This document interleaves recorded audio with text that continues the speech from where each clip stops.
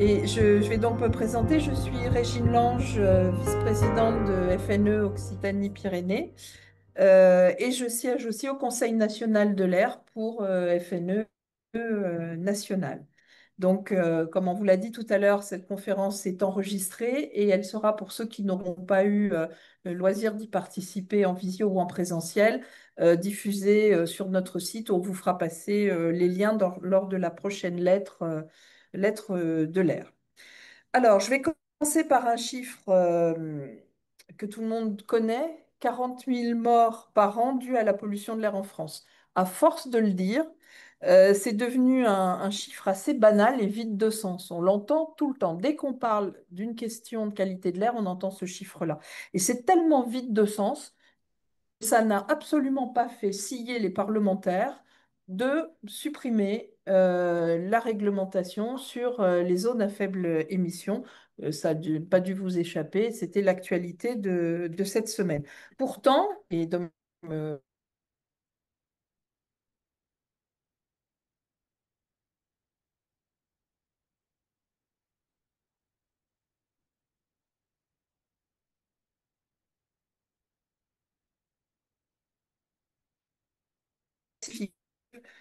la qualité de l'air s'améliore, il y a une baisse significative des pollutions. Alors, pourquoi, ça c'est la question qu'on va se poser aujourd'hui, hein, pourquoi, malgré la perception des enjeux sanitaires que l'on peut avoir, pourquoi est-ce que la France peine à atteindre les objectifs de non-dépassement des seuils, donc, et qui a pu générer des amendes conséquentes ces derniers temps. Pourquoi est-ce que finalement les élus locaux ne vont pas plus au front sur ces questions de pollution? D'autant qu'avec la nouvelle directive européenne, les seuils vont être abaissés vers les valeurs recommandées par l'OMS à horizon de 2030. Donc ça veut dire qu'il va falloir maintenant, ça va être retranscrit dans la réglementation française, pousser aussi un peu les curseurs maintenant pour mettre en œuvre des mesures de réduction de la pollution atmosphérique.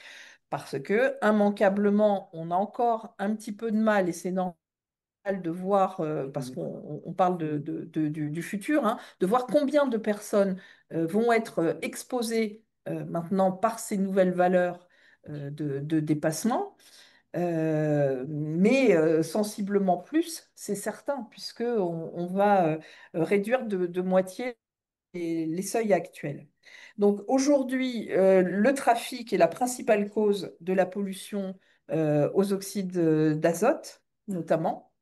Je laisserai aussi à CMO Occitanie tout à l'heure nous donner toutes les précisions utiles.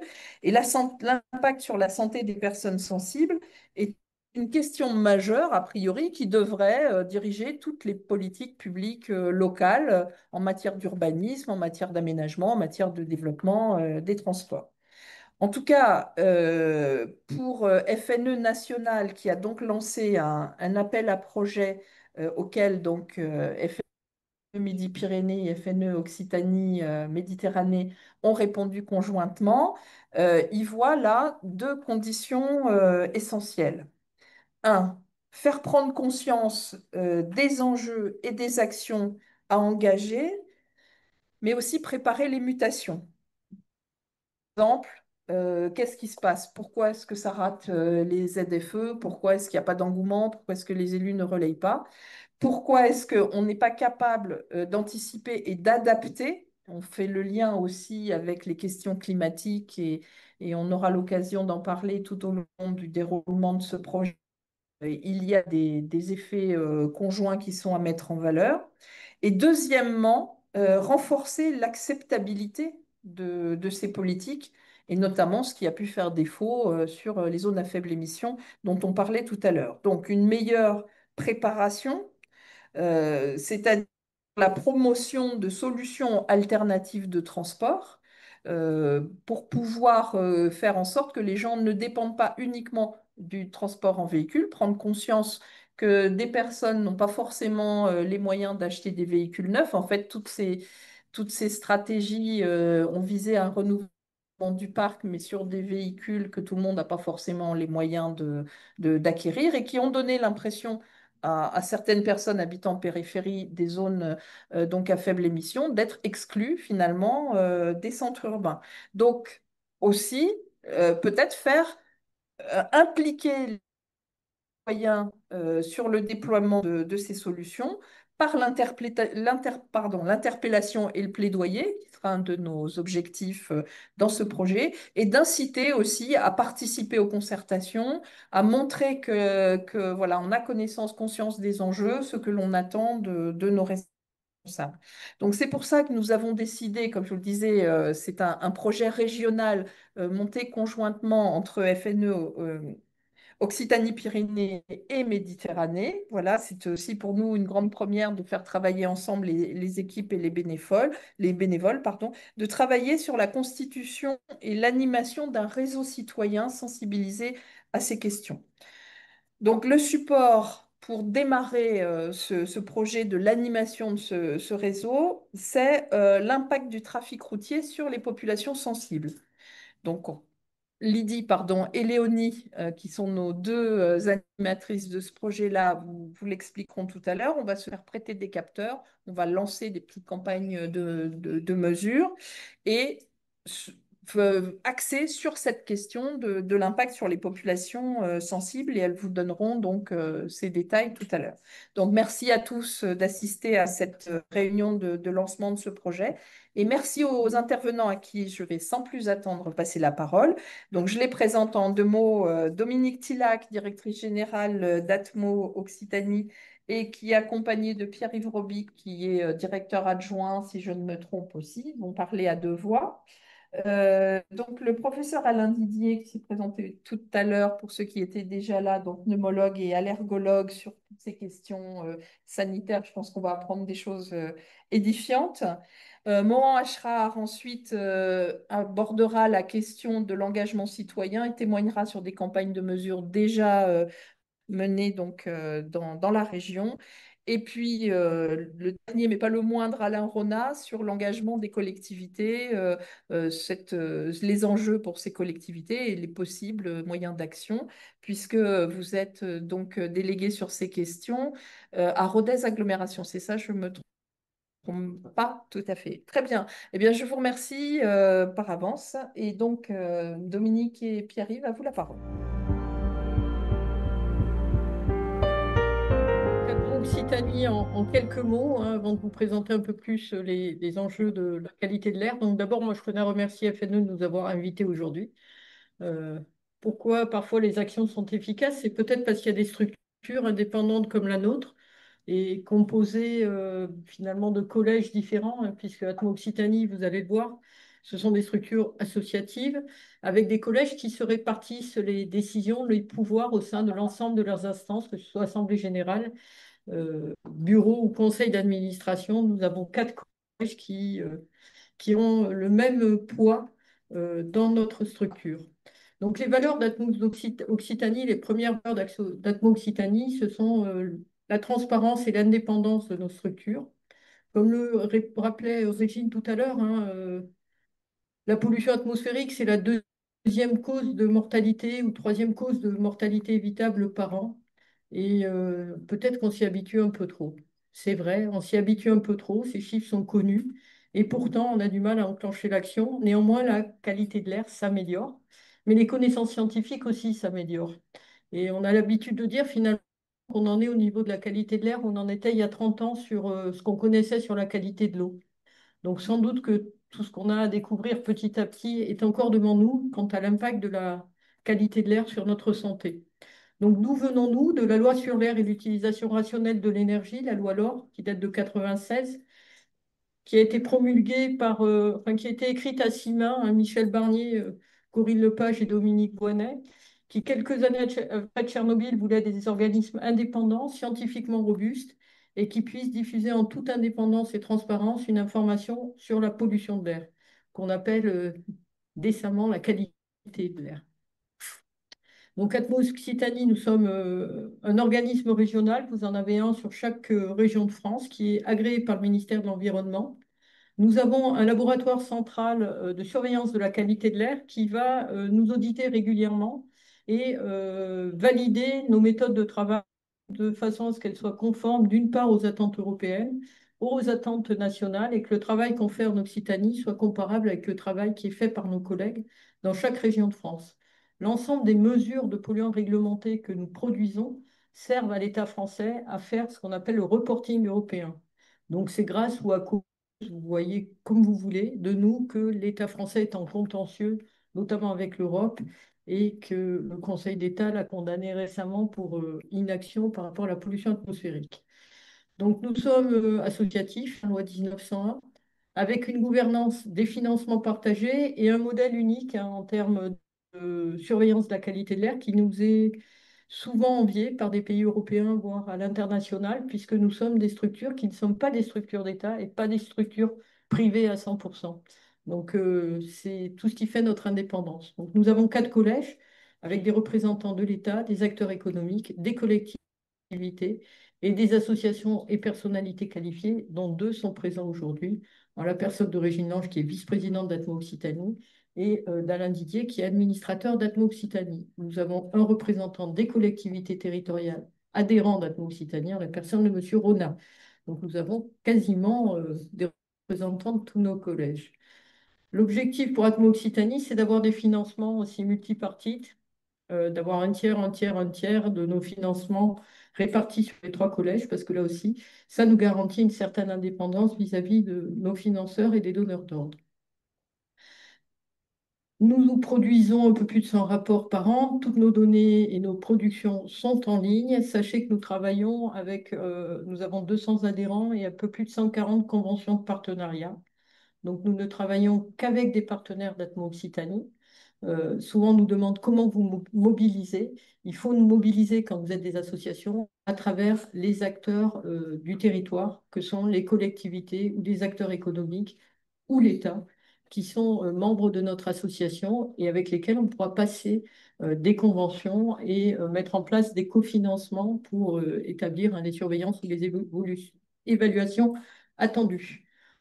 Comme toute association, on a un projet stratégique, garantir donc la mission d'intérêt général de surveillance et répondre aux stratégies nationales et européennes, adapter l'observatoire aux enjeux transversaux air, climat, énergie, santé, évaluer l'impact des activités humaines, préparer l'observatoire de demain. On en parlera à demi-mot très rapidement, mais sachez qu'on suit les pesticides, les perturbateurs endocriniens et les PFAS dans l'air, ainsi que les PUF et le black carbone aussi.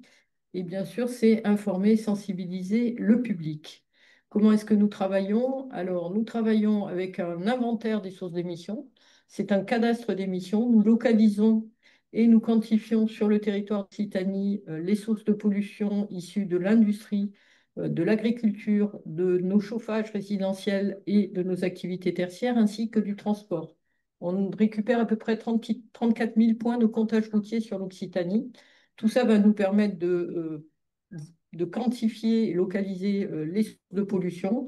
Ces sources de pollution vont nous permettre d'amorcer des modèles de dispersion de la pollution qui vont tourner avec des modèles météo et nous permettre de reconstituer heure par heure, jour par jour, des concentrations de polluants. Ces concentrations de polluants vont être comparées aux mesures que nous faisons en continu sur le territoire. Et à partir de là, nous avons ce qu'on appelle des cartes d'exposition de la population, ce qui va nous permettre de quantifier, in fine, le nombre de personnes exposées à de la pollution atmosphérique sur nos territoires.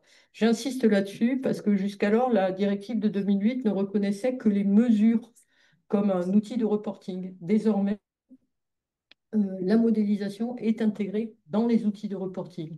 Et un des enjeux pour nous dans les années à venir, c'est de faire reconnaître nos modélisations au niveau européen pour que ce soit bien nos cartographies et pas celles de l'État qui fassent référence, comme ce sont nos mesures aujourd'hui qui font référence et non pas celles d'autres ou de tiers. La nouvelle directive européenne, donc sachez c'est une directive qui est une refonte de la directive de 2004 et de 2008, avec un objectif in fine qui est le zéro pollution, hein, à échéance 2050, et un réexamen en 2030 au regard des valeurs que nous observerons en 2030, puis tous les 5 ans. Un certain nombre de polluants hein, sont traités dans cette directive. À gauche, vous avez les polluants où il y a des évolutions de seuil pour la protection de la santé, notamment sur les polluants en rouge, qui sont les polluants dont on va vous parler, qui sont les plus importants à ce stade. Et vous avez des surveillances de polluants en jeu qui sont désormais dans la nouvelle directive sans aujourd'hui de seuil. Mais c'est les mesures que l'on va faire aujourd'hui qui feront les seuils de demain. Donc, dans les évolutions, on vous laissera les slides. Vous avez aujourd'hui sur le NO2 différents seuils à respecter pour protéger la santé humaine, notamment une moyenne annuelle qui antérieurement était de 40 microgrammes par mètre cube en moyenne sur une année, qui est passée à 20 microgrammes par mètre cube. Vous avez une moyenne jour qui n'existait pas antérieurement, qui est de 50 microgrammes par mètre cube à ne pas dépasser plus de 18 fois par an, 18 jours par an, pardon. Et vous avez une moyenne horaire à ne pas dépasser plus de 3 fois par an, qui est de 200 microgrammes par mètre cube. Pour nous, le plus gros enjeu, c'est la première de ces valeurs limites pour la protection de la santé. Il est probable que les deux autres ne les dépasseront pas. En outre, sur certains territoires, des territoires moins urbains, il y a probablement des enjeux sur ces 20 microgrammes par mètre cube en moyenne annuelle. Un enjeu primordial pour nous, ce sont les particules fines qui ont un impact extrêmement important sur la santé. Et là aussi, nous sommes passés en moyenne annuelle de 25 microgrammes par mètre cube 10 microgrammes par mètre cube qui sont à respecter avant 2030. Et une moyenne jour, là aussi, qui est extrêmement importante et qui n'existait pas, qui est de 25 microgrammes par mètre cube à ne pas dépasser plus de 18 jours par an.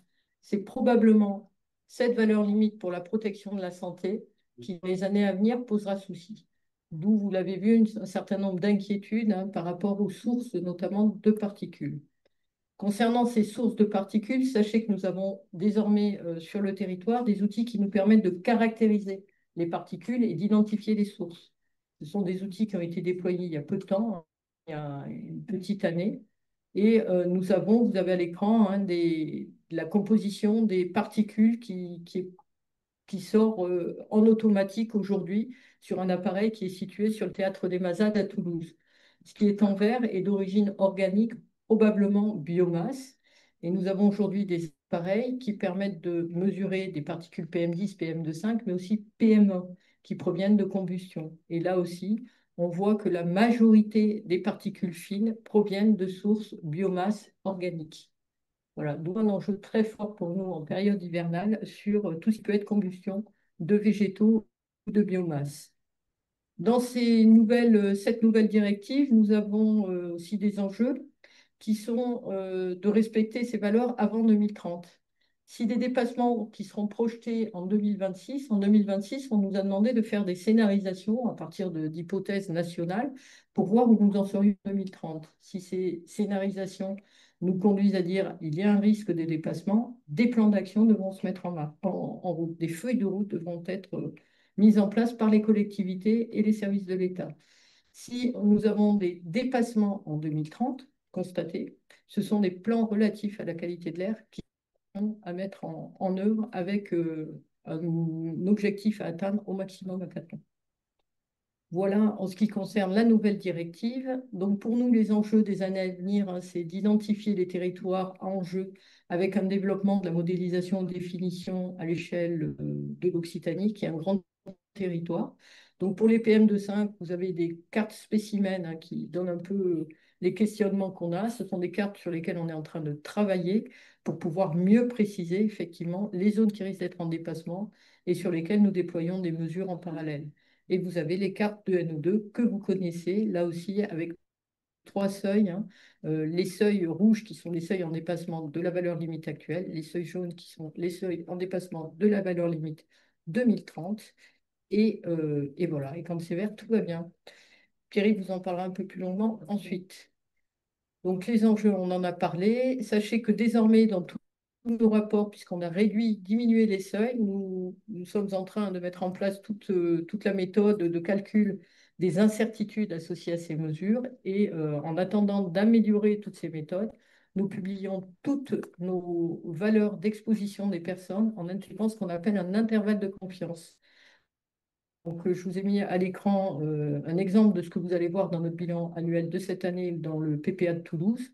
C'est des valeurs relativement larges de nombre de personnes exposées au nouveau seuil de la directive européenne, puisque à ces nouveaux seuils, en abaissant les concentrations, on a réduit la précision de nos dispositifs de mesure actuels ou de cartographie actuelle. Donc ne soyez pas étonnés, c'est normal. La prévision de la qualité de l'air, la nouvelle directive prévoit aussi que l'Agence européenne va travailler sur un nouvel indice qualité de l'air qui sera un indice horaire, avec là l'enjeu le plus important est d'intégrer effectivement les embouteillages dans la prévision de qualité de l'air. On s'interroge réellement sur l'intérêt d'avoir ça, une prévision horaire, parce qu'une prévision, ça veut dire prévoir l'embouteillage dans une heure, hein. Voilà, donc, mais nous allons y travailler. Les nouveaux services d'Atmo, à vous. Ouais. Alors Ça là-dessus. doit être mobile quand même. Pardon? Mobile pour que tout le monde sache où Oui, trouver les informations. ouais, tout à fait à la fin. Donc au niveau donc, des services, oh, c'est parfait. Non, c'est tout bon. Ouais, ouais. On avait donc la prévision des pollens, par laquelle je vais commencer. Même principe que tout à l'heure, ce qu'on voyait, c'est-à-dire avoir un inventaire des espèces allergisantes, avoir des données météorologiques qu'on va croiser pour faire une prévision de la présence de pollen dans l'air ambiant. Donc un enjeu hein, là aussi de santé, un enjeu de combinaison aussi avec les polluants atmosphériques qui nous a amené donc à produire cette prévision. Il y a deux outils qu'on a mis en place. Donc c'est mieux connaître la localisation des plantes. Donc ça, on y a travaillé depuis plusieurs mois, et la mise en place aussi d'un observatoire des floraisons qui permet à tous les citoyens de devenir acteurs finalement de cette prévision au travers de la collecte de plantes, de fleurs, pardon, et de photos de ces fleurs qui nous permettent, nous, de prévoir la survenue donc, de pollen dans l'air. Et je le détaille rapidement derrière. Au niveau donc de l'enjeu sur la prévision, on a travaillé notamment voilà, avec des bassins, hein, comme on l'indiquait, la région Occitanie est très étendue, des bassins donc, qui présentent une diversité donc, végétale et météorologique qui nous ont conduit à construire finalement eh bien des bases de données qui tiennent compte justement de la répartition des espèces et de la diversité aussi de ces espèces au niveau régional. Ici, pour vous illustrer, nous commençons en 2025 la mise en place d'une prévision pollen sur 8 taxons, donc qui sont des grandes familles, hein, comme les graminées, des genres comme l'aulne, le bouleau, l'armoise ou l'ambroisie, et puis des espèces comme le noisetier, l'olivier et les cyprès. Les cartes que vous avez ci-dessous, c'est justement la localisation des espèces. Au même titre qu'aujourd'hui, on sait localiser et quantifier les quantités de polluants qui sont rejetés sur le territoire. Ici, on a, alors pas encore la quantité de pollen rejeté heure par heure, mais en tout cas, on a déjà la localisation, les conditions météo, et qui permettent, avec des modèles phénologiques, donc d'émissions de pollen en fonction des conditions météo, de réaliser donc des cartes de prévision. Donc aujourd'hui, la prévision, elle va vous permettre finalement à tout un chacun, hein, l'objectif premier, c'est d'anticiper son traitement, d'adapter son comportement. Et donc, elle va s'appuyer, on l'évoquait tout à l'heure, sur de la donnée de répartition de ces plantes au niveau du territoire, mais aussi des connaissances de dispersion de ces pollens au niveau donc, de leur environnement. Contrairement à la pollution de l'air, alors pour le dioxyde d'azote que tu évoquais, Régine, tout à l'heure, on est habituellement dans une zone d'influence de moins de 100 mètres, c'est-à-dire sur les concentrations les plus importantes, hein, autour d'un gros boulevard, d'une rocade. Là, pour les pollens, la zone d'influence, pour vous dire, c'est à peu près 20, 30, 40 km maximum autour de la zone d'émission des pollens. Donc ça, c'est quelque chose aussi d'intérêt dans la construction de ces prévisions. Donc aujourd'hui, vous pouvez, tout un chacun peut déjà s'abonner à une prévision pollinique. Elle est quotidienne, 7 jours donc, sur 7. Elle vous permet de connaître un indice donc, simple à 3 niveaux. Un avec finalement un bon indice, donc une absence hein, de pollen, jusqu'à 4, où là on a un indice donc, qui met en avant un risque important d'exposition au pollen. C'est ce que nous avions il y a encore quelques jours avec les graminées. Les orages récents ont limité la présence de ces pollens dans l'air. Mais dès qu'on a en effet des conditions chaudes et de dispersion avec un vent faible, on a tout de suite des pollens présents dans l'environnement. Autre service donc, qui va de pair avec le précédent, au-delà de la prévision, on a mis en place l'observatoire donc, des plantes allergisantes. Alors l'observatoire des floraisons, c'est on a mis un partenariat technique avec PlanteNet, que vous connaissez peut-être, qui est un outil très ergonomique, très facile d'utilisation par le grand public pour faire de la reconnaissance d'espèces végétales par les fleurs, par les feuilles. Voilà, vous avez différentes voies d'identification. Derrière, c'est de l'IA qui fonctionne pour reconnaître ces espèces. Pour nous, c'était un outil tout à fait adapté par rapport à notre besoin. On avait finalement recherché d'autres solutions hein, qui existaient, de remontée d'observation sur site. PlanteNet, l'avantage, c'est qu'il est maintenu, il est connu, il sert aussi à d'autres activités et finalement, notre action complète aussi le travail des chercheurs sur la répartition d'espèces. végétales.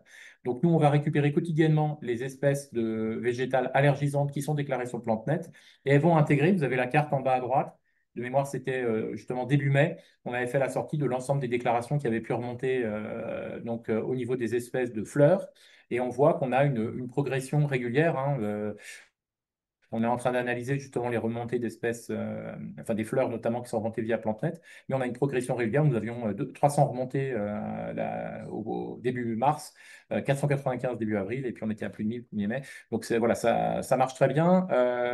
Comme l'outil est connu, en fait, aujourd'hui, on avait juste à se servir de cet outil pour recueillir des plantes, des photos pardon, de fleurs. Et donc on vous invite, hein, c'est les flyers, Dominique, vous les a laissés qui vous permettent avec un QR code de récupérer facilement justement cette application si vous ne la connaissez pas et aussi de consulter les espèces allergisantes que nous avons recensées dans le cadre de ce programme. Aujourd'hui, j'ai indiqué, on a 8 taxons qui sont les principaux taxons allergisants qu'on avait pu travailler avec plusieurs allergologues, dont le professeur Didier, également pour constituer donc, ce pool finalement d'espèces allergisantes pour l'année 2025. L'année 2026, on travaille déjà donc, sur l'extension à 18 taxons qui intégreront typiquement le plantain qui est en pleine période de pollinisation. Si vous êtes allergique au plantain, vous avez dû le ressentir. Je vais vite hein, parce qu'on avait un temps très compté. Autre service qui sera d'intérêt par rapport aux enjeux de la nouvelle directive européenne.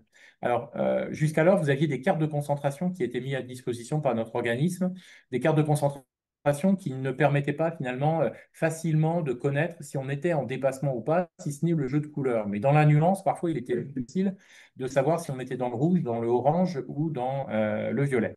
On a retravaillé ça donc avec deux approches. Une première, c'est les cartes stratégiques R. Donc, c'est un outil donc diagnostique hein, qui va combiner la situation de trois polluants, les particules en suspension PM10, les particules 5 et le dioxyde d'azote. Ici, avec la carte stratégique R, on s'intéresse aux trois polluants en même temps. C'est important de l'avoir. On n'est pas donc, on est plus dans une approche intégrée, tout polluant confondu. On va moins s'intéresser à la source, vous le verrez tout à l'heure, mais plus donc à la situation d'un, deux, trois polluants qui sont donc majeurs en termes de santé publique.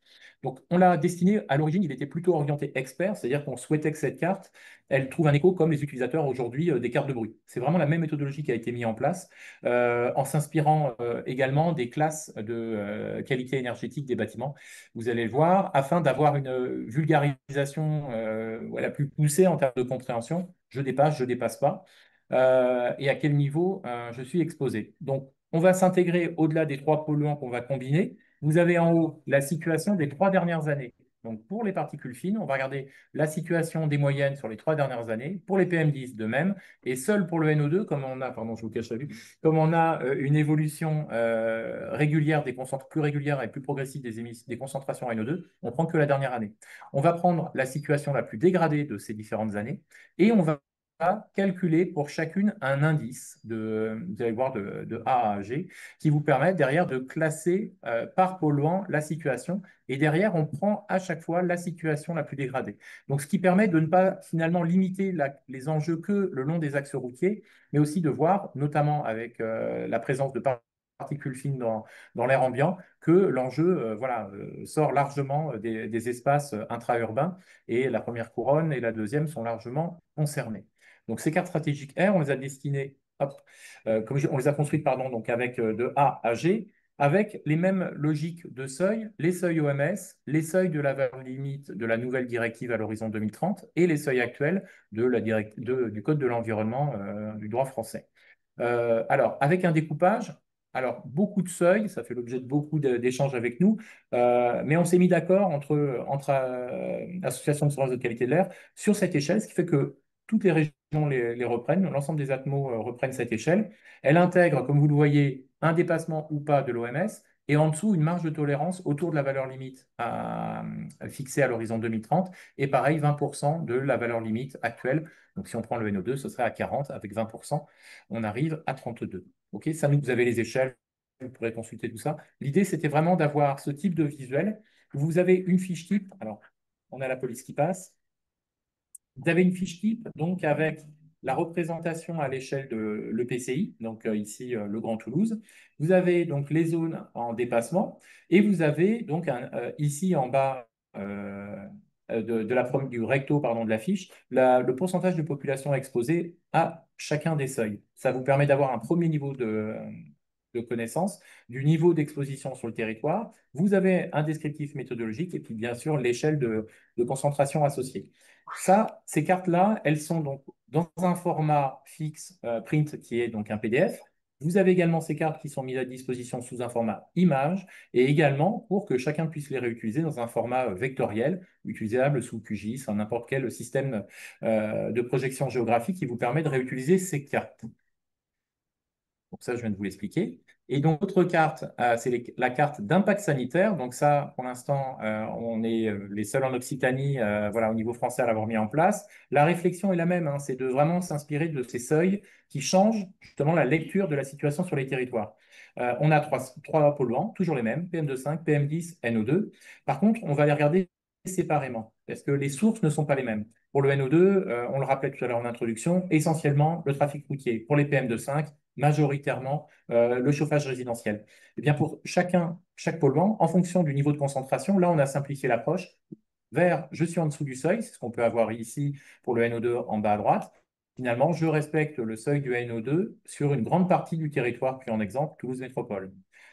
Jaune, je suis au-dessus du seuil OMS, mais inférieur à la valeur limite à l'horizon 2030. Et rouge foncé, je suis au-delà de la valeur limite actuelle. Ce qu'on peut voir, c'est que typiquement, l'ensemble du territoire toulousain est en dépassement des particules fines et on a une situation plus contrastée pour les PM10. Donc ça, vous l'avez de la même manière dans un format fiche PDF print. Donc vous pouvez vous réapproprier avec la spécificité, c'est qu'ici, vous avez la répartition de la population aussi, combien j'ai de personnes exposées en fonction du niveau de concentration et avec une représentation des différents seuils. Comme l'indiquait Dominique, sur ces cartes, on a systématiquement pris en compte l'intervalle de confiance afin d'apporter justement une information qui tienne compte des incertitudes des modèles et aussi de la justesse de ceux-ci.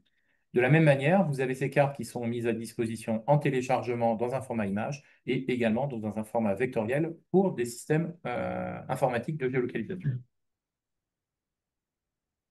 Alors aujourd'hui, donc on a mis à disposition sur les EPCI donc partenaires, hein, ces cartes elles ont été produites et elles sont en cours de mise à disposition. On a 3 territoires qui avaient été ciblés par le conseil d'administration comme prioritaires. C'était bien sûr les territoires concernés par des plans de protection de l'atmosphère. Donc on a plusieurs EPCI qui ont déjà reçu ces cartes. Pour les cartes stratégiques, on ne travaillera que à l'échelle EPCI et pas à l'échelle des PPA, puisque c'est vraiment une carte qui était plutôt orientée urbanisme, hein, vraiment portée par les experts, les agents d'urbanisme, et les services d'urbanisme et collectivités, alors que la première, elle est vraiment localisée à l'échelle EPCI, mais à terme, comme on vous l'a montré là, on en aura aussi à l'échelle régionale qui seront mis à disposition.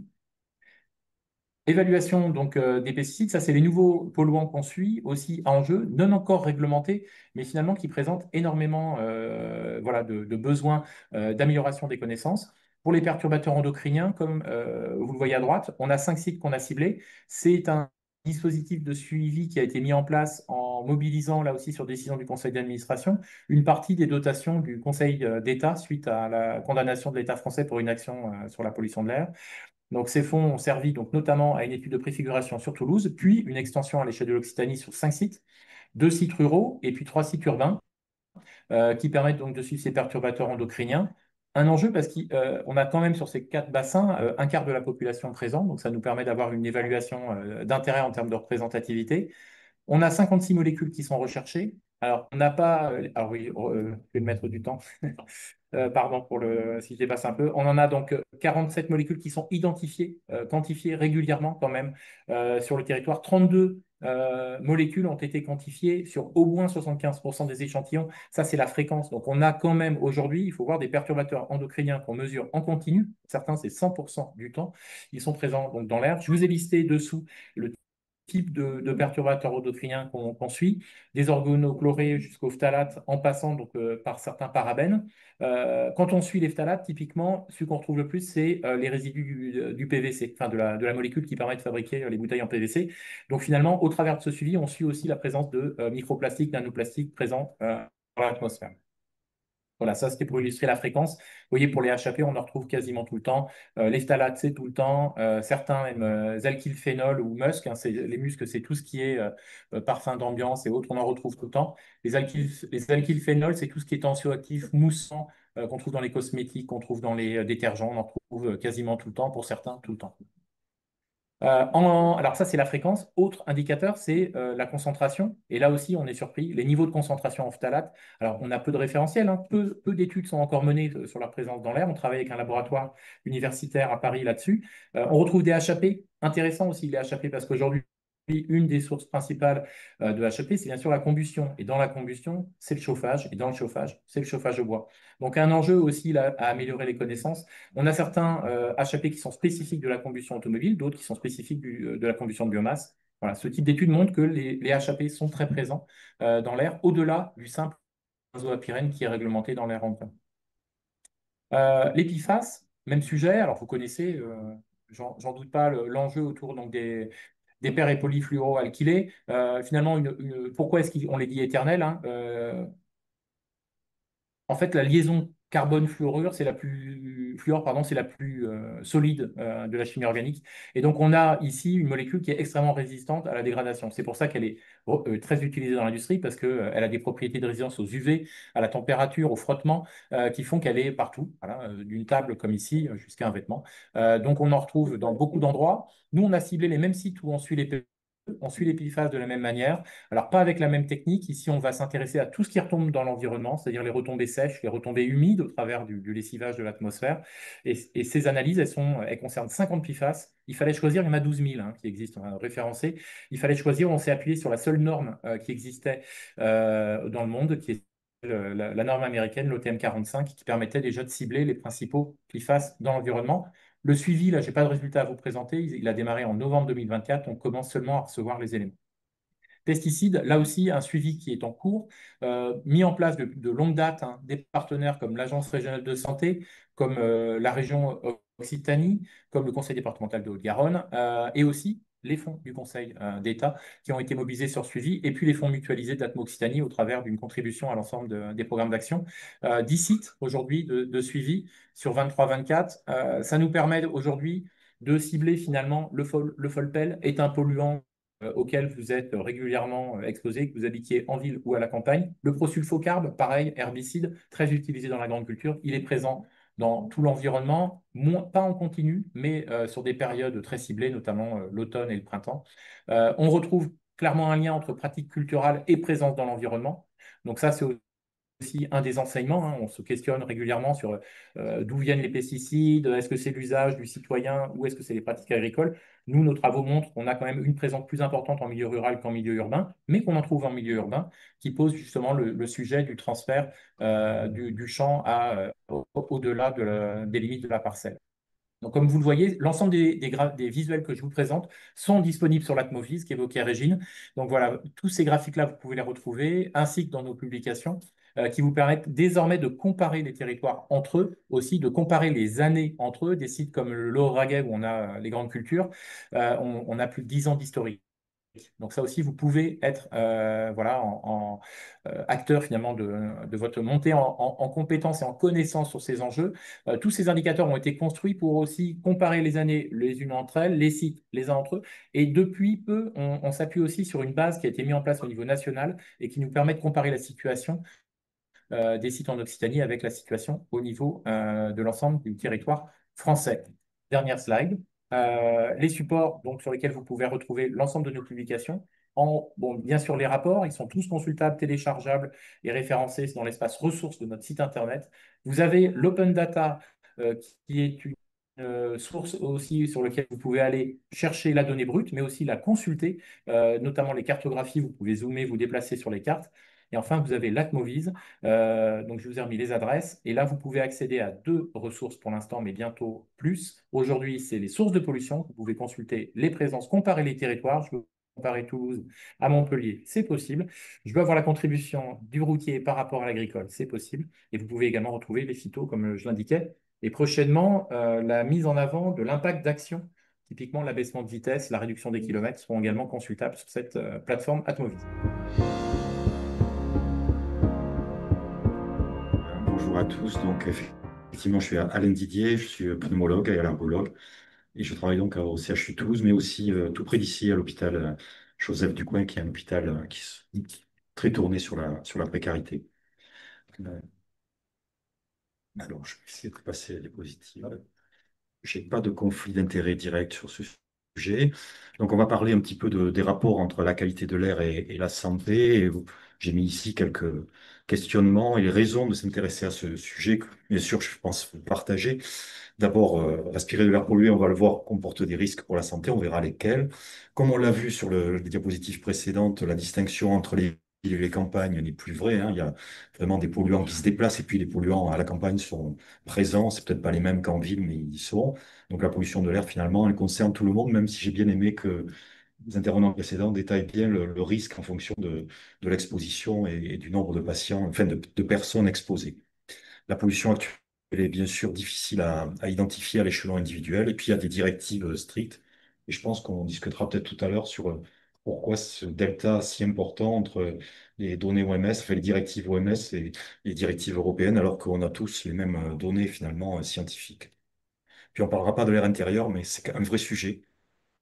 L'air intérieur est aussi un sujet de préoccupation parce que dans certains habitats, il peut être très pollué et vecteur de maladies. Alors, quand on parle de la pollution, parce que là, je fais un rappel tout à fait trivial, hein, il y a deux types de pollution. Il y a la pollution naturelle. On voit ici un exemple avec les éruptions volcaniques ou les pollens dont on a parlé tout à l'heure. Et puis après, il y a la pollution dite anthropique qui est liée à l'activité humaine. Et ce qu'on voit aussi sur la partie gauche de la diapositive, c'est que un des organes qui va être bien sûr le premier impacté, c'est l'organe respiratoire, le poumon et les bronches, parce que toutes ces particules et les gaz aussi dont on a parlé, ils vont bien sûr pénétrer l'appareil respiratoire et à partir du moment où on a des particules qui sont des particules fines autour de 2,5 ou moins de ça, bien évidemment, ça va aller très loin dans le poumon. Et pour les particules ultra fines dont vous avez parlé, ça peut même aller jusqu'à l'alvéole. Et là, on va avoir des dégâts qui vont aller au-delà de l'appareil respiratoire, puisque ça pourra aller jusque dans la circulation et donc devenir un problème systémique pour l'organisme. Il y a ensuite un autre sujet qui, nous, en tant que médecins, nous préoccupe beaucoup, c'est les interactions entre changement climatique et pollution, parce que ce changement climatique, donc, il est lié à une augmentation de la température, mais il produit des effets environnementaux dont on pourra avoir quelques exemples. On a commencé déjà à en parler. Les saisons polliniques ont tendance à s'allonger. La quantité de pollen, au moins pour certaines espèces, est plus importante. Et puis, je vous donnerai quelques exemples assez parlants.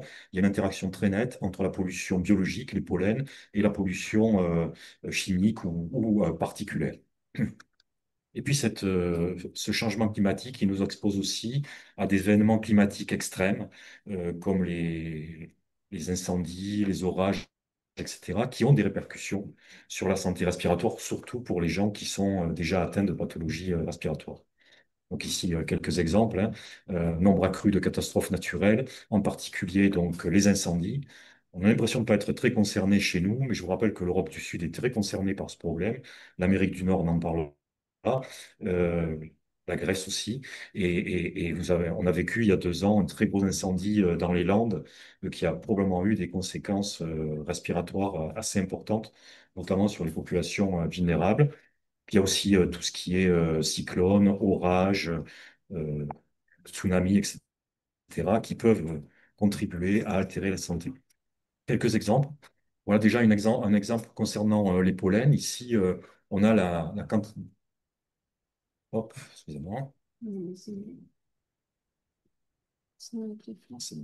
On a ici un exemple d'augmentation progressive de la quantité de pollen qui est recueillie dans l'air au fil des années. Alors, c'est pas complètement linéaire, mais on voit quand même que ça a tendance à augmenter.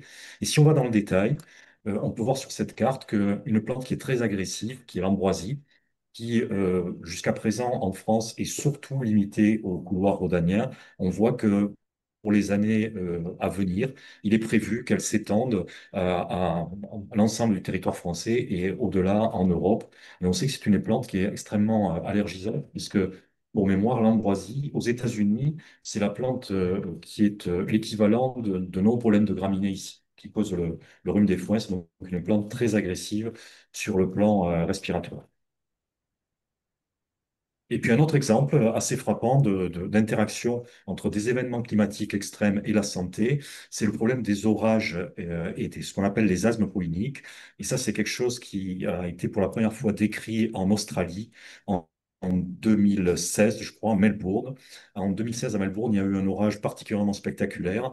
Et ce que les médecins ont observé, c'est que dans les fuites, vous voyez, c'est la courbe rouge, il y a eu une arrivée aux urgences de patients ayant des symptômes respiratoires parfois très aigus, et c'était 600 fois plus important que la moyenne quotidienne le même jour l'année précédente. Et donc des gens se sont présentés aux urgences, alors des asthmatiques connus, mais aussi des patients qui ne savaient pas qu'ils étaient asthmatiques jusque-là. Et tout ça, on a pu le rattacher au fait que l'orage avait fait éclater les graines de pollen et donc avait produit dans l'atmosphère des microparticules de graines de pollen extrêmement dangereuses pour la santé des patients qui étaient sensibilisés et ne se savaient pas malades, et à plus forte raison pour ceux qui étaient déjà malades et qui ont eu donc des crises extrêmement sévères. Alors ça a été aussi décrit en Grande-Bretagne, et ça a été décrit un peu plus récemment chez nous à Nantes, dans la région nantaise. Donc c'est quelque chose qui probablement va se renouveler, mais c'était pour vous montrer cette interaction événement climatique et pollen. Et puis un autre exemple, un exemple ici très frappant, ça c'est une épidémie d'asthme à New York consécutive aux incendies qu'il y a eu au Canada il y a 2 ans. Il y a eu de très gros incendies dans le nord du Canada. Le nord du Canada, c'est quand même assez loin de New York. Mais malgré ça, ils ont pu observer ici un pic de concentration en poussière fine très important, assorti d'une arrivée aux urgences d'un certain nombre de patients qui avaient des événements respiratoires et notamment de l'asthme, alors qu'ils étaient à des milliers de kilomètres, enfin, à plus d'un millier de kilomètres de la zone où se passait l'incendie.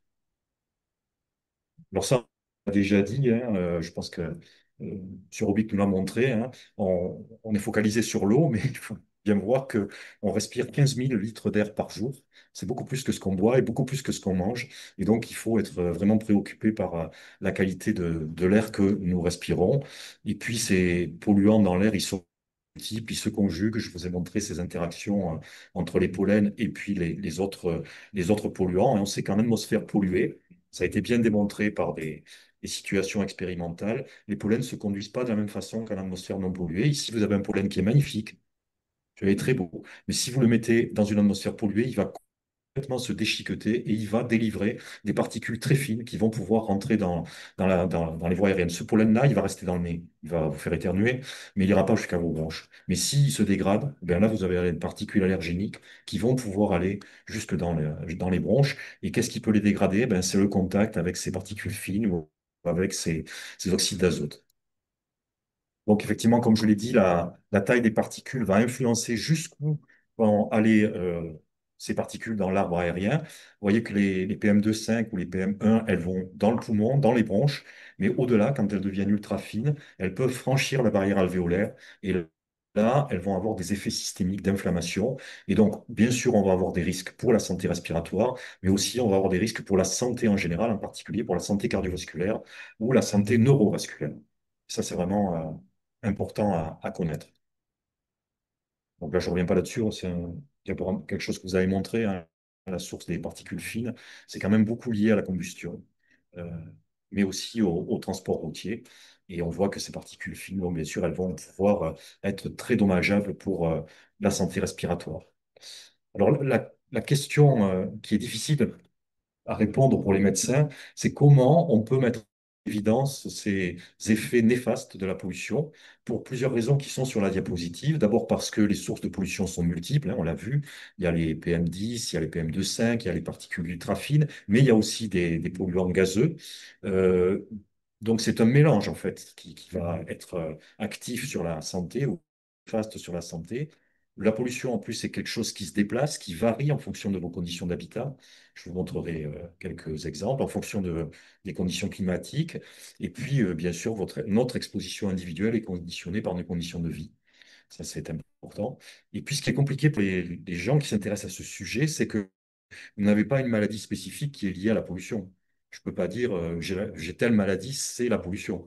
La pollution, ça cause un surrisque de certaines maladies, en particulier de maladies respiratoires comme la BPCO, la bronchopneumopathie chronique obstructive, comme l'asthme, comme l'infarctus du myocarde, enfin, les maladies cardiovasculaires ou le cancer, mais ce sont des maladies qui sont aussi générées par d'autres par d'autres choses. Donc, ce qu'on va aller rechercher en études épidémiologiques, c'est ce risque chez des gens dont ils sont plus exposés que d'autres. Donc, comment on met ça en évidence? Il y a des études expérimentales où on peut exposer des animaux, des modèles cellulaires des polluants variés, mais c'est très difficile de reconstituer les conditions naturelles d'exposition. Puis l'expérimentation animale, ça quand même pas, c'est pas très c'est pas très à la mode actuellement. Ça l'a été, mais ça l'est plus trop. Heureusement d'ailleurs. Il y a des études épidémiologiques. C'est celles-là qui sont très intéressantes puisque en population générale, elles ont pu démontrer un surrisque. Et puis ce qui est vraiment le plus intéressant, c'est ce qui est en rouge, c'est que maintenant, on a la chance dans certains pays, alors pas trop en France, c'est pas très développé, mais les pays du Nord sont très forts là-dessus. Ils suivent des cohortes de patients, même pas de patients, de gens, depuis la naissance jusqu'à l'âge adulte et au-delà. Et ils sont capables de corréler la survenue de maladies respiratoires ou d'autres maladies avec ce qu'ils appellent l'exposome, c'est-à-dire qu'est-ce que je respire dans l'air autour de moi, qu'est-ce que je bois, qu'est-ce que je mange, etc. Donc ça, c'est très, très intéressant. Et puis ce qui est aussi très intéressant, j'aurais dû le mettre en rouge et vous avez commencé à en parler tout à l'heure, c'est les études d'intervention, c'est-à-dire qu'est-ce qu'on voit avant-après. Comment la santé évolue quand on a pris des mesures pour diminuer l'exposition. Bon, on n'a pas trop d'études malheureusement dans ce domaine, mais on a quelque chose de tout à fait expérimental. Rappelez-vous les années 2020 et 2021, c'est le confinement qui nous a montré quand même que finalement ce confinement, il avait des effets très négatifs, mais aussi des effets positifs sur la santé. Alors, si on en vient au cœur du sujet, qu'est-ce que ça peut provoquer, cette exposition à des substances polluantes? Ben, ça peut provoquer des symptômes aigus ici, ou ça peut provoquer aussi des symptômes plus chroniques. Alors, les symptômes chroniques, c'est détériorer sa fonction respiratoire, c'est avoir des maladies cardiovasculaires, c'est développer des maladies. Les symptômes aigus, ça conduit à des hospitalisations, à des entrées aux urgences, à des prises de médicaments qu'on peut comptabiliser chez le pharmacien, etc., etc. Donc ça, maintenant, on sait avec les registres de santé, hein, je vous rappelle que maintenant, on peut avoir, condition de déposer des demandes, hein, on peut avoir accès à des registres de santé, y compris au niveau des caisses d'assurance maladie. Et donc, on peut voir, suivre des consommations médicamenteuses et les rattacher à la santé. Donc voilà, il y a des effets sur la santé qui ont été démontrés en association avec la pollution de l'air pour tout un tas d'effets. Vous voyez, parmi les effets chroniques, la mortalité de maladies cardio-respiratoires, l'incidence des maladies respiratoires, en particulier de l'asthme et de cette fameuse BPCO, bronchopneumopathie chronique obstructive, des changements de la fonction pulmonaire. Je vous en montrerai un exemple. Le cancer du poumon, j'y reviendrai, parce que là, on n'est pas égaux par rapport au risque de cancer du poumon. Et puis, vous avez tout un tas d'effets aigus qu'on peut mesurer, là aussi, mortalité journalière, admission à l'hôpital, absentéisme, etc. Tout ça, maintenant, on a des registres et des accès à des registres qui nous permettent de mesurer tout ça et de le corréler aux données que nous fournissent nos amis de Occitanie. Alors, ce qu'on sait, c'est que finalement, il n'y a pas que le poumon qui peut être touché par la pollution. Vous voyez qu'il y a des maladies pulmonaires. Bien évidemment, le poumon, hein, vous l'avez compris, on respire tellement d'air tous les jours, surtout si en plus on a une activité physique importante. Et donc, bien sûr, le poumon est touché. Donc, il y a beaucoup de maladies pulmonaires qui ont été décrites en association avec, avec l'atteinte respiratoire. Et moi, ce qui m'a le plus intrigué dans les derniers congrès auxquels j'ai participé, c'est qu'il a aussi été décrit que l'exposition précoce à la pollution chez les enfants ou chez les tout petits va être responsable d'un arrêt ou d'une diminution de la croissance pulmonaire. Quand on naît, on n'a pas notre capital pulmonaire complet. La croissance pulmonaire va continuer jusqu'à l'âge de 10-12 ans. Et il a été bien montré que chez des enfants qui sont exposés par malchance à la pollution parce qu'ils vivent près de grands axes routiers ou parce qu'ils vont à l'école ou à la crèche près de grands axes routiers, leur croissance pulmonaire va être très impactée par cette exposition à des particules fines notamment. Mais ça peut aussi donner des maladies cardiovasculaires et même il a été décrit donc des maladies neurologiques en lien avec cette exposition ou surexposition. Donc vous l'avez rappelé, c'est ce chiffre 40 000 décès, moi ça me frappe quand même, c'est quand même important. Et donc près de 8 mois d'espérance de vie en moyenne perdue pour des personnes âgées de 30 ans et plus du fait de cette exposition notamment aux particules. Alors, je vais peut-être terminer en insistant sur l'inégalité des risques. Euh, que l'on peut regarder à plusieurs niveaux. Ici, un premier exemple, qui est l'inégalité du risque d'asthme en fonction de l'endroit où vous résidez. Alors, peu importe la diapositive, on ne va pas la détailler, mais ce qu'on voit, ça c'est chaque point noir, ce sont les cas d'asthme par rapport aux axes routiers. Et on voit que plus on habite près, on réside près d'un axe routier, plus on a des risques d'être atteint d'une maladie respiratoire, en particulier ici, une maladie asthmatique qui peut être parfois sévère et parfois en tout cas impactante pour la qualité de vie. Et vous voyez que ça, c'est quelque chose qui est issu d'une cohorte en pays nordique, donc des gens qui ont été suivis longitudinalement pendant plusieurs années, de la naissance à l'âge adulte.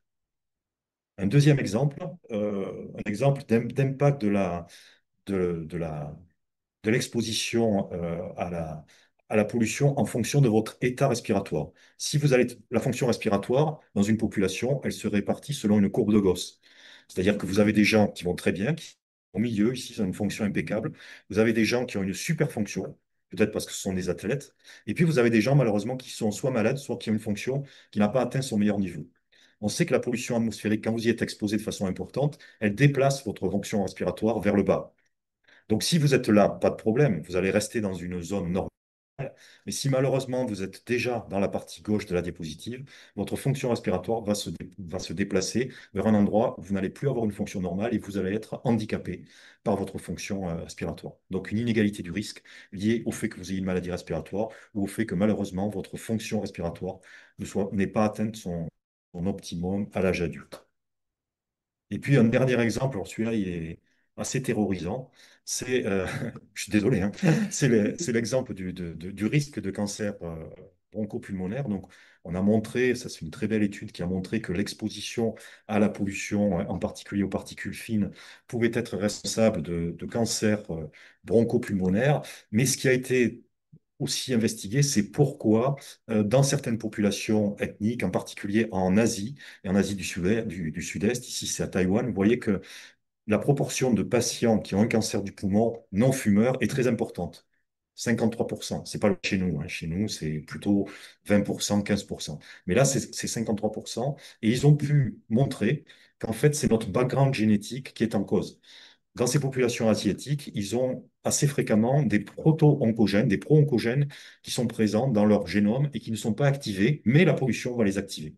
Et donc, l'effet d'être exposé à la pollution va activer ces pro-oncogènes et déclencher le risque de cancer du poumon. Donc là, on a une inégalité, malheureusement inévitable, qui est liée à notre background génétique ou épigénétique. La qualité de l'air en France, bon, ça, vous en avez parlé mieux que moi. Globalement, il y a quand même des choses positives, mais on voit quand même qu'il y a des choses qui continuent à augmenter, notamment l'exposition à l'ozone, qui est vraiment liée aux conditions climatiques, qui est un très bon exemple de la conjonction conditions climatiques et activité humaine. Et puis, une chose positive, c'est ce que j'ai dit tout à l'heure, l'exemple du confinement. Le confinement a permis de réduire significativement pendant les périodes de confinement la pollution et donc on estime que ça a aussi, quelque part, évité des décès, même si de l'autre côté, on avait des gens qui décédaient du Covid. Mais donc, ça a évité un certain nombre de décès, notamment chez des gens probablement très susceptibles à la pollution. Et puis, ça nous donne aussi peut-être des leviers d'action pour l'avenir, hein, avec l'amélioration des changements des comportements individuels sur les transports, des actions publiques qui sont en cours de déploiement, des réflexions sur le moyen de chauffage, et puis peut-être aussi une réflexion sur les pratiques agricoles. Je pense que ce que vous nous avez montré à la fin était quand même un petit peu inquiétant aussi.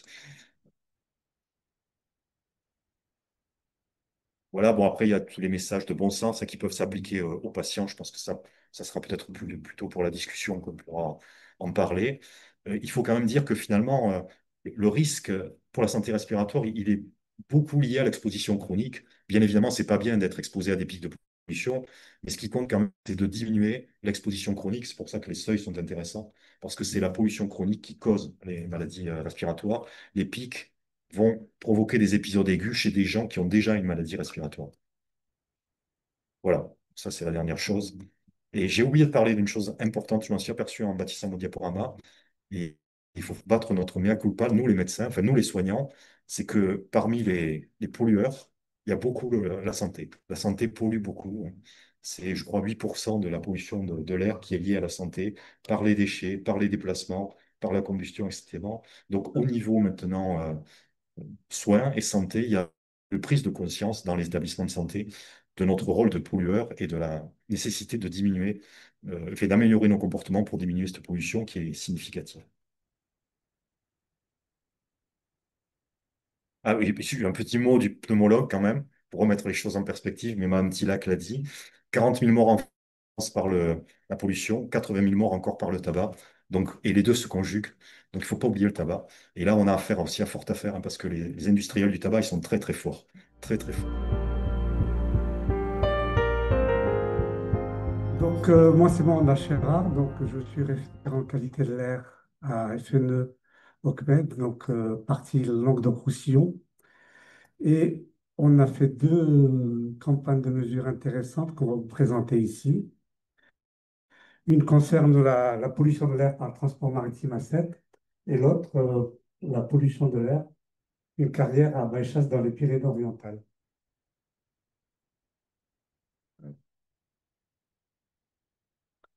Alors, le matériel utilisé, c'est pas tout à fait ce qu'on appelle des microcapteurs.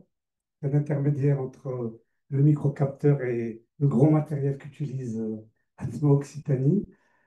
Donc, c'est un capteur portatif qui est utilisé notamment pour les salles blanches, que ce soit en micro-informatique aussi en médecine.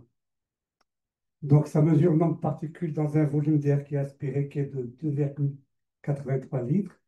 Et grâce à un faisceau laser, donc, ça va mesurer les nombres de particules dans le volume aspiré. Donc, nous, FNE a acquis ce type de matériel en 2015, qui nous a prêté pour faire le mesure en 2019 à 7. Et en 2022, nous avons acquis aussi le même type de capteur qui a été utilisé pour faire les mesures en 2024. Donc, ce type de matériel a été utilisé pour faire des campagnes citoyennes de mesure, aussi bien en France grâce au réseau FNE, mais aussi dans d'autres pays européens, notamment en Allemagne et autour de la Méditerranée. Alors, mesures citoyennes et mesures réglementaires. Donc, elles sont là, elles ne sont pas là pour s'opposer, elles sont là pour se compléter, puisque les mesures réglementaires, donc, ce sont des mesures qui sont faites par les organismes agréés, comme il a été dit tout à l'heure. Et nous, nous sommes donc des associations qui faisons des mesures citoyennes avec nos faibles moyens. Et ce type de mesure citoyenne sert uniquement à alerter la population et les pouvoirs publics en cas de problème de pollution de l'air, ce qui permet donc de faire un plaidoyer pour que des mesures puissent être mises en œuvre pour réduire la pollution de l'air.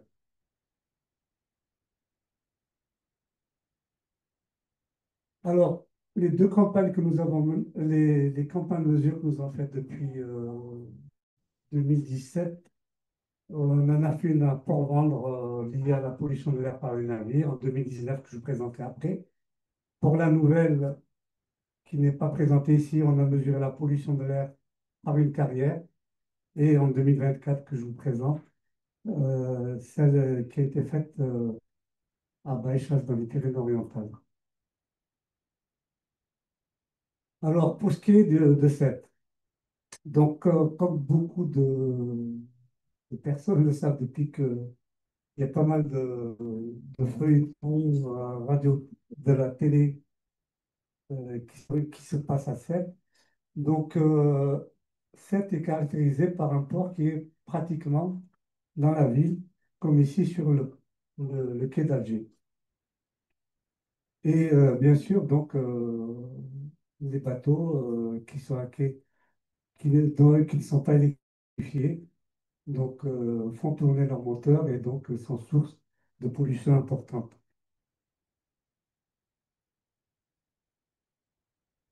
Alors, nous avons la chance d'avoir, en termes de climat et de météo, une tramontane qui souffle au nord-ouest et qui balaie donc toute la pollution qui est émise par les, les bateaux donc, qui sont sur les quais, puisque environ 80%, 84% des vents qui soufflent sur cette donc, sont de la tramontane et donc de direction nord-ouest, donc qui amène la pollution vers la mer. Et nous avons aussi donc, le Mistral qui arrive autour de 15%, et nous avons des vents qui ramènent la pollution vers la ville, qui sont autour de 7 à 10%.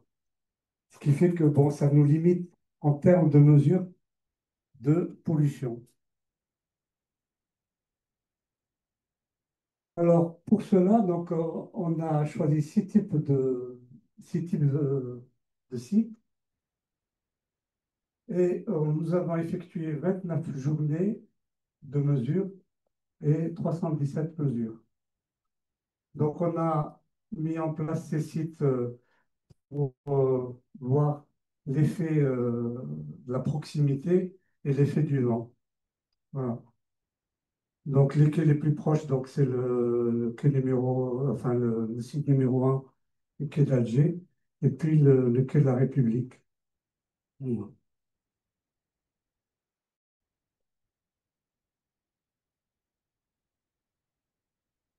Alors, les sources de pollution, comme je l'ai dit tout à l'heure, c'était d'une part les ferries, qui sont très nombreux pour la ligne régulière 7 Tanger, et nous avons également des bateaux de commerce qui sont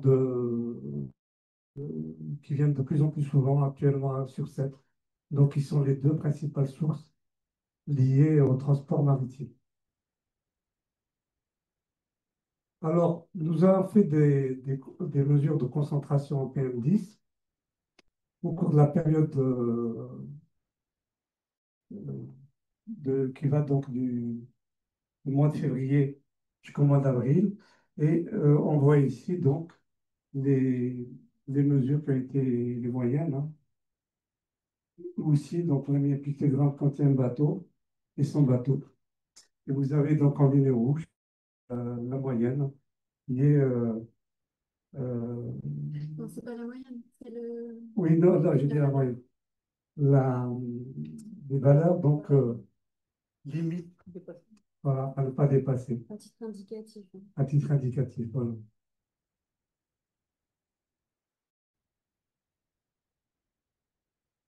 Les concentrations en PM3, donc pareil, donc on voit quand il y a des bateaux, on dépasse ces valeurs donc limites,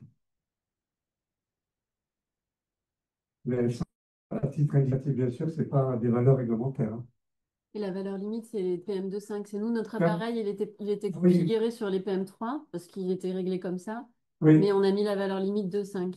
oui. Donc c'est des PM3, donc au départ, donc le matériel qu'on nous avait prêté n'était pas étalonné pour mesurer les PM2,5, mais on a que les PM3. Alors, on a fait quelques analyses statistiques quand même dessus. On avait quand même des quantités importantes de mesures. Alors ici, au niveau des PM10, donc on a vu, on ne voit pas très bien, il y a pas donc c'est zéro bateau, hein, ici, un ferry, ferry plus cargo, etc. Et ici, donc on voit que quand même, il y a une forte variabilité des mesures des PM10, qui est normale dans la mesure où les sources de pollution sont différentes en fonction donc, des journées qui ont été, où les mesures ont été faites. Et ici, donc, le diagramme en boîte, on voit quand même quand il n'y a pas de bateau et quand il y a des bateaux, on voit des différences significatives. Et là également, on a fait au niveau, donc, pas de source, on a une source, dans une grande variabilité au niveau des mesures qu'on a obtenues, mais on voit quand même ici avec les écarts. Donc, dans le diagramme, on voit qu'il y a quand même une différence entre les mesures où il n'y avait pas de bateau et les mesures où...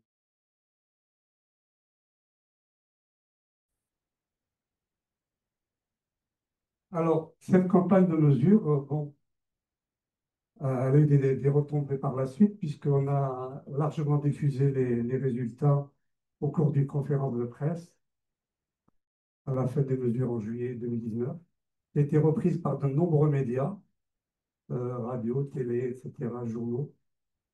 Donc, ça a permis de sensibiliser et d'alerter les citoyens et les pouvoirs publics sur les dangers que représente cette pollution. Et ça nous a aussi permis d'avoir des liens avec ce qui a été fait en PACA, notamment à Marseille-Nice, puisque on rencontre le même type de problème. Il y a un certain nombre de recommandations qui ont été faites à la suite de ces mesures. Et un certain nombre, quand on a vu les pouvoirs publics, notamment la région Occitanie qui est gestionnaire du pont, euh, de suite après, donc, il y a eu une assemblée au niveau de la région Occitanie à l'époque.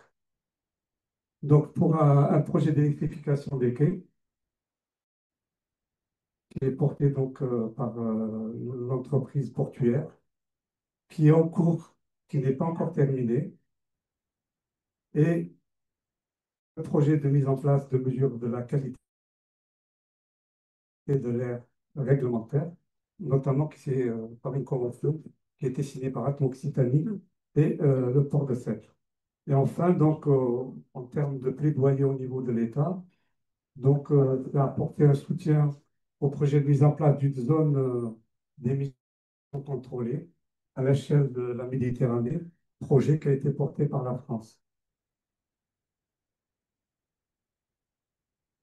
En ce qui concerne la campagne de mesures menée à Baïchal dans les Pyrénées-Orientales, donc c'est une carrière qui est très proche d'un village. On voit le village ici et la carrière qui est juste au-dessus. Et malheureusement pour les villageois, c'est vraiment dans le sens des vents dominants. C'est vraiment sous les vents dominants, ce qui crée des impacts et des nuisances qui ont été jugées insupportables par les riverains. Et ils ont mis en place un collectif Ça suffit, stop à la poussière en 2023 et ils ont déposé plus de 80 plaintes individuelles à la préfecture. Donc, cette situation nous a amené à prendre contact avec eux, notamment le collectif qui est en charge donc, de voir les impacts et les liens avec la préfecture. Et on a organisé donc une campagne de mesure en 2024.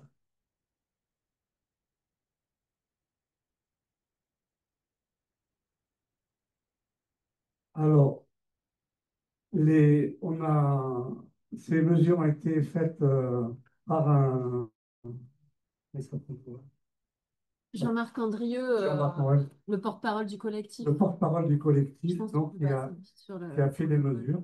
Voilà. Suite à une petite formation qu'on a faite sur place.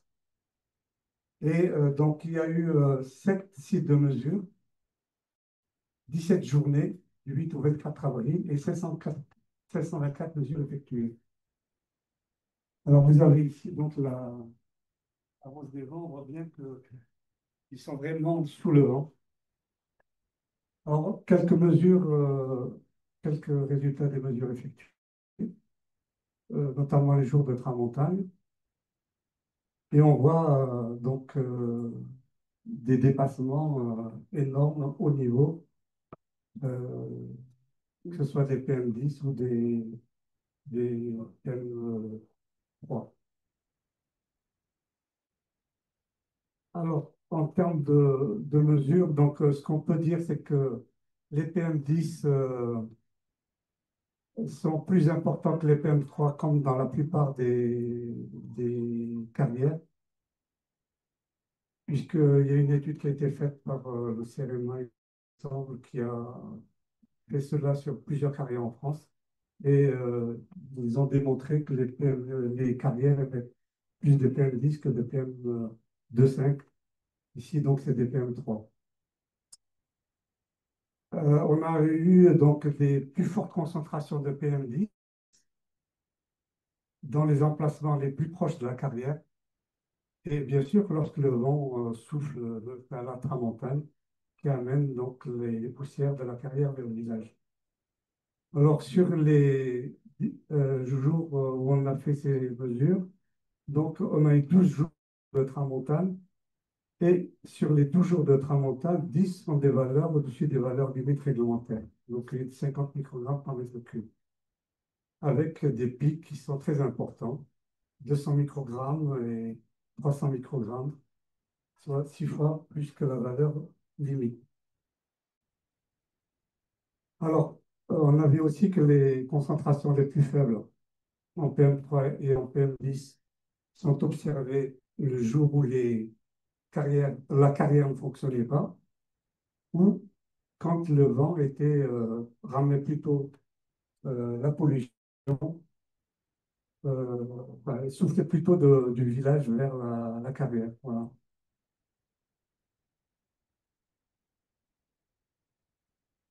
Alors, les principales retombées de cette campagne de mesure. Donc, on a présenté ces résultats lors d'une conférence de presse et une réunion publique le 11 octobre 2024, donc lors de la Journée nationale de la qualité de l'air. Il y a eu une forte mobilisation des habitants, notamment des riverains, les plus exposés, les parents d'élèves qui ont été très présents lors de la réunion publique. Nous avons diffusé le rapport à différentes structures, à Mérite, à Tondréal. Alors, à la suite de cette diffusion, donc, dès le mois de novembre, il y a la mise en place par la préfecture d'une mise en demeure à l'exploitant pour mettre en place des dispositifs de réduction des poussières. Et bonne nouvelle, je dirais, selon les membres des collectifs que nous avons contactés récemment, les poussières ont fortement réduit, voire pratiquement disparu pour certains habitants. Aussi, un résultat intéressant, c'est que dernièrement, donc, nous avons eu l'appel d'un habitant qui nous a dit qu'il mettait en place un dispositif de suivi permanent à l'aide d'un microcapteur. Donc, et les premiers résultats donc, de ce microcapteur confirment bien qu'il y a eu une réduction de la pollution, ce qui est un bon résultat. Donc voilà rapidement ce qu'on a fait sur ce qu'on pouvait amener en tant que structure ayant peu de moyens, mais qui, je pense, a pu faire bouger un peu les lignes dans la mesure où quand même il y a des citoyens derrière qui poussent un peu les pouvoirs publics, que ce soit les élus ou l'État, à agir. Voilà. Moi, je suis Alain Ronin. Je suis élu à la mairie de Rodez. Je suis adjoint au maire de Christian Tessèdre, le maire de Rodez. Je suis adjoint au sport. Et je suis vice-président de Rodez Aglo, au sport également, et à la transition écologique. Donc, c'est plus sur ce chapitre-là que je vais intervenir. L'engagement à l'ATMO, quand j'ai été élu, c'est mon premier mandat, hein. Il a été tout naturel parce que l'air qu'on respire, c'est important. On- Ça a été redit, le professeur Didier nous l'a dit, on a des chiffres qui font quand même froid dans le dos. Donc ça a été quelque chose de naturel. Je suis arrivé la première AG là, d'Atmo Occitanie. Le président de l'époque, Thierry Suot, a dit on est là pour rendre visible l'invisible. Et ça, c'est une phrase qui m'est restée, parce que je crois que c'est là aussi enfin, le fondement de tous les travaux qu'on fait. d'essayer de chercher, de montrer tout ce qui ne va pas. Avec Atmo aussi, ce qui est quand même chouette dans l'engagement d'Atmo, ça a été souligné aussi, c'est l'indépendance. Même des fois, elle est un peu malmenée là, ces temps-ci. Mais bon, c'est quelque chose d'important. Ces quatre collèges, c'est quelque chose voilà, qu'il faut préserver au niveau de notre Atmo. Donc, je vais donc maintenant, tout est en marche. Donc voilà, un peu en quatre, ça sera rapide. Moi, je ne suis pas technique, je suis donc politique, plus essayer d'enchanter les choses.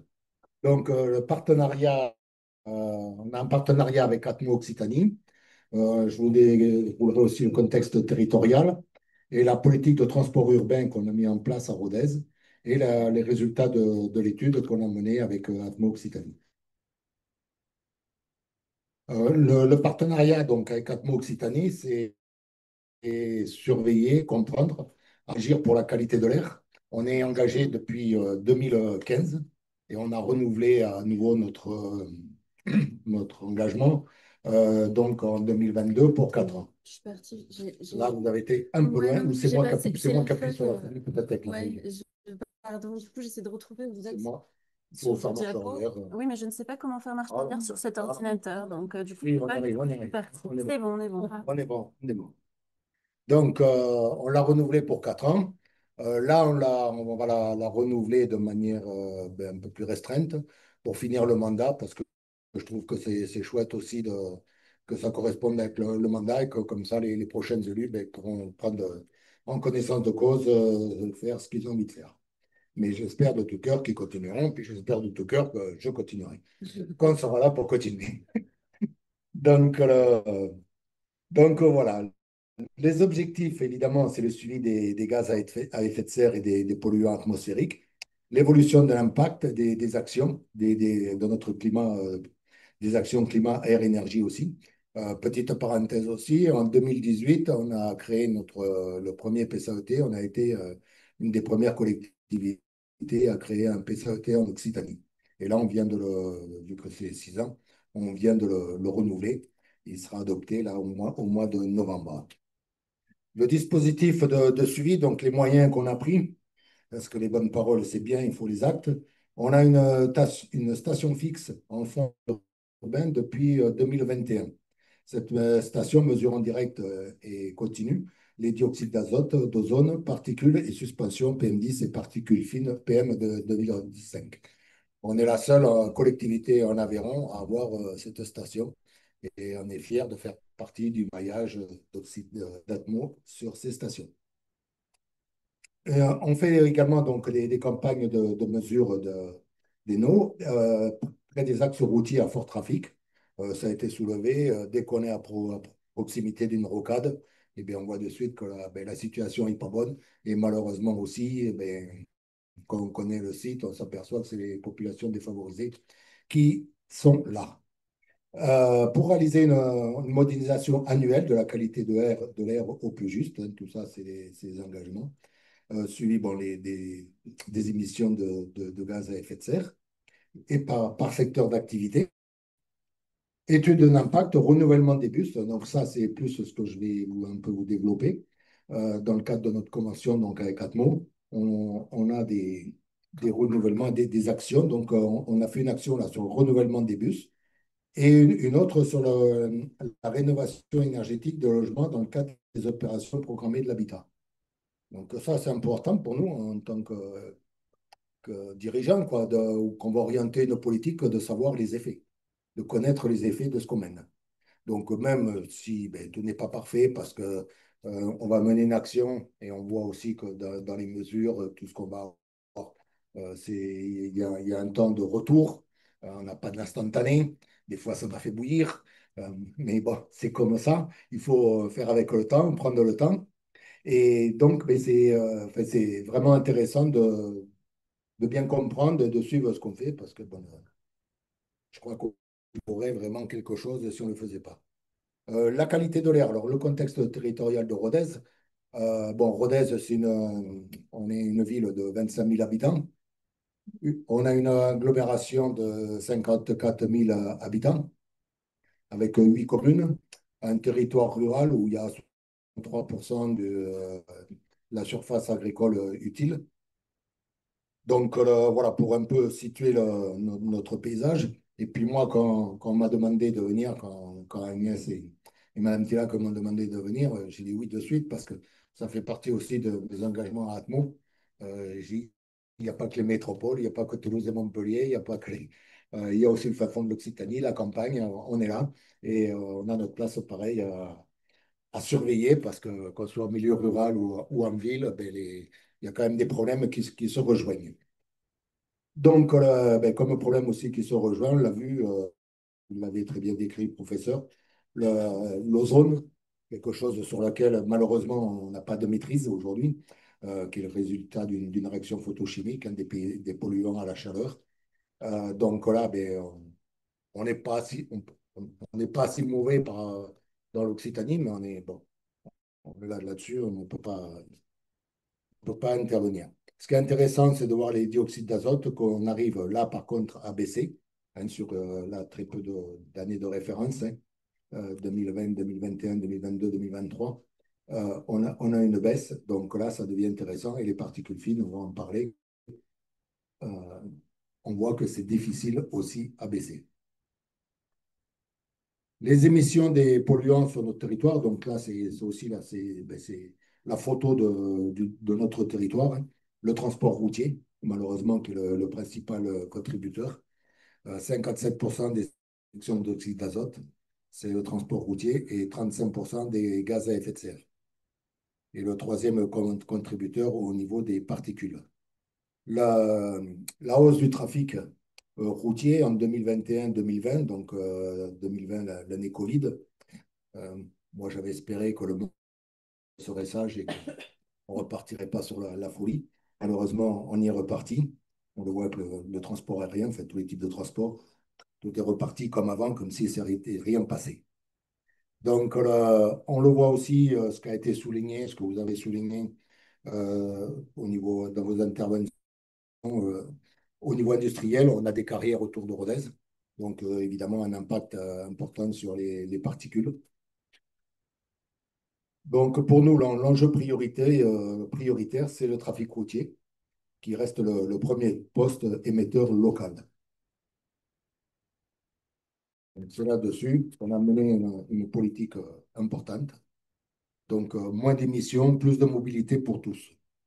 Donc, notre objectif était de réduire les émissions de polluants et de gaz à effet de serre, de garantir une mobilité accessible à tous, de continuer un cadre de vie plus sain, contribuer à un cadre de vie plus sain.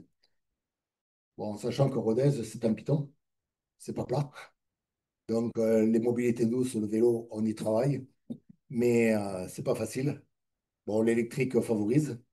Là, on va lancer la maison du vélo, enfin, on avance, mais on a des difficultés, il faut reconnaître, au niveau des pistes cyclables, où bon, c'est très difficile aussi d'élargir, et puis bon, vu la géographie, c'est pas évident.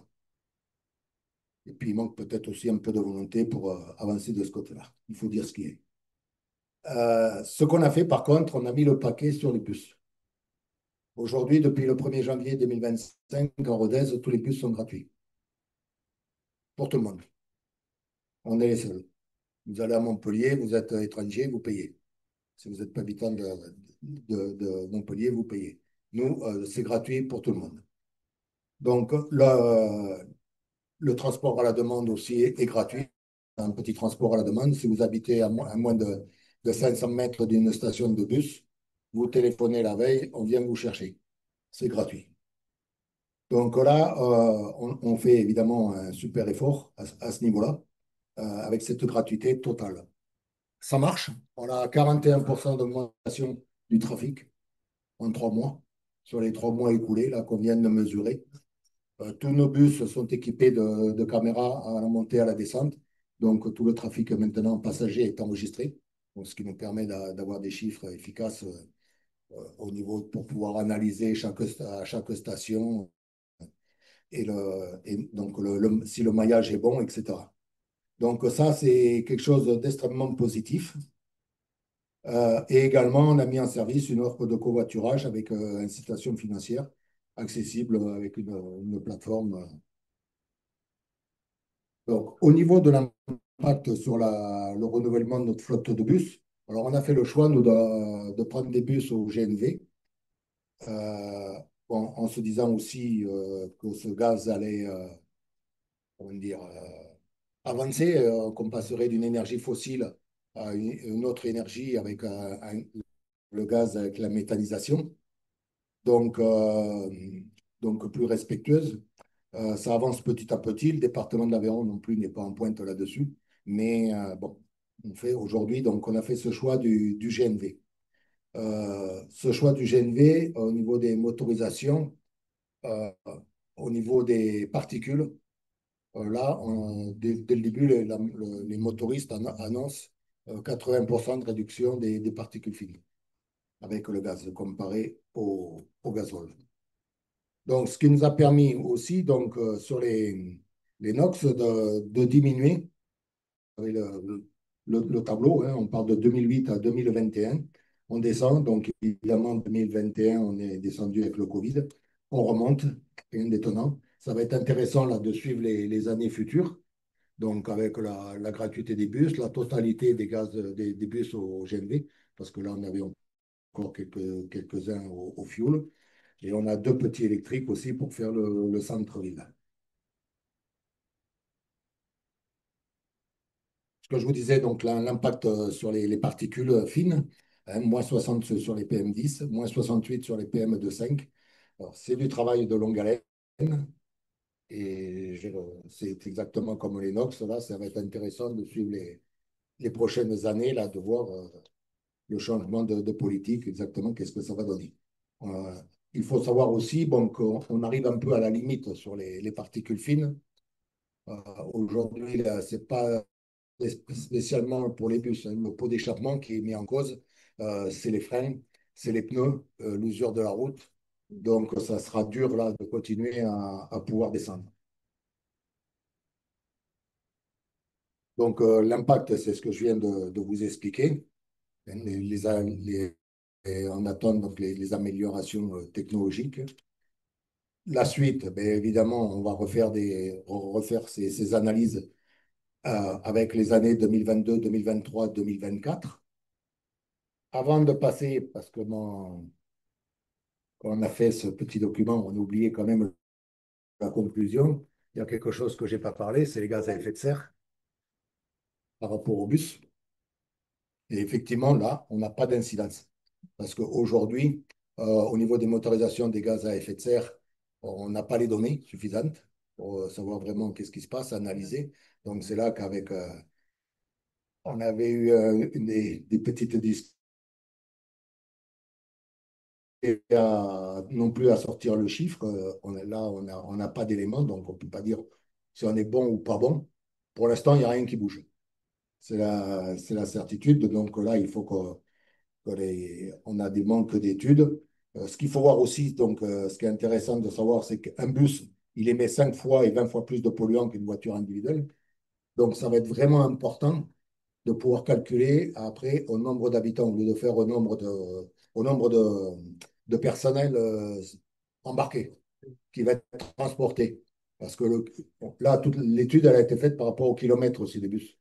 Donc, ce qu'il faut vraiment voir, l'impact pour nous de notre politique menée, ça va être de voir par rapport au nombre de personnes embarquées dans nos bus, le nombre de voitures qui ne circulent plus. Et là, on va vraiment voir le détail. Donc, un travail de longue haleine et que j'espère donc pouvoir continuer en 2026 et revenir vous amener les choses positives qui vont suivre. Voilà. Euh, pour le dernier moment entre nous, nous aimerions avec Lydie Nemosa de FNE Occitanie-Méditerranée vous présenter un petit peu le projet, la raison pour laquelle on vous a proposé de se réunir aujourd'hui. Lydie, est-ce que tu veux commencer sur les mesures? Ah ouais. Ouais. Alors, c'est un projet qui s'appelle Air Respirable, qui est mené dans 3 régions différentes en France. On a été retenu en fait par notre fédération nationale France Nature Environnement et l'idée, c'est justement de parler qualité de l'air et de changement climatique. Et donc, le premier volet, c'est ce dont je vais vous parler, puis Léonie vous parlera de l'autre volet. Le premier volet, là, c'est de faire justement des campagnes de mesure avec des capteurs qui sont pas non plus, comme disait Léon, c'est à l'intermédiaire, c'est pas du capteur citoyen, c'est pas du capteur professionnel, mais c'est quand même des grosses machines qui coûtent assez cher et qui sont très précises. Et qui vont mesurer justement tous les polluants qui étaient en rouge là sur vos diapos tout à l'heure, donc le NO2, l'ozone, PM10 et PM2,5. Et donc là, nous, l'idée, c'est qu'en fait, on va les mettre dans 3 endroits d'Occitanie complémentaires. Un en zone rurale, pas loin enfin, dans l'arrière-pays montpelliérain, mais donc dans une zone rurale, la de Salec-du-Bosc, si ça vous intéresse d'avoir l'endroit précis. On va en poser un à Narbonne, pour plutôt le fond urbain. Et on va en poser un à Albi. Donc, on travaille avec Françoise notamment et l'UPNET pour poser un capteur au niveau proximité trafic avec les enjeux de circulation liés à la rocade. Voilà, donc l'idée, alors nos mesures, elles vont être sur une quinzaine de jours en été. On va pas démontrer grand-chose, on va rien prouver, mais en tout cas, l'idée, c'est justement de poser ces capteurs quand même, d'avoir des données complémentaires à celles d'Atmo, puisqu'on a vu aussi que c'était des endroits où il n'y avait pas de mesures Atmo, notamment. Donc à Narbonne, il n'y a pas de mesures urbaines, et à Albi, il n'y a pas de mesures proximité trafic. Donc l'idée, c'est aussi ça, de parler de ça, de faire connaître ça. Et puis, de sensibiliser aussi un maximum de monde à ce que c'est qu'une mesure, à tout ce que ça représente, à qu'est-ce qu'on peut faire. Et voilà, donc c'est tout ce projet-là, il y a cette idée de campagne de mesure, et puis il y a tout ensuite le volet sensibilisation. Et là, je vais laisser la parole à Léonie. Merci Lydie.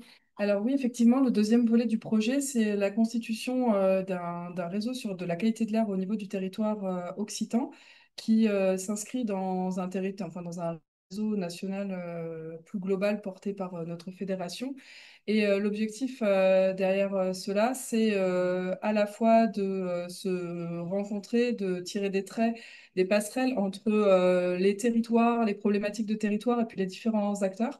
C'est pour ça que je suis personnellement très contente de vous voir, mesdames, dans la salle, de voir vous engager sur ces sujets-là. Voilà, on en verra quand on en verra peut-être le compte rendu, un peu les personnes qui étaient présentes. Donc voilà, de constituer un réseau sur les sujets, les informations et comment dire, les points qui nous animent au quotidien. Ok, on commence les points. Oh. Je vais me dépêcher alors s'il a plus de piles.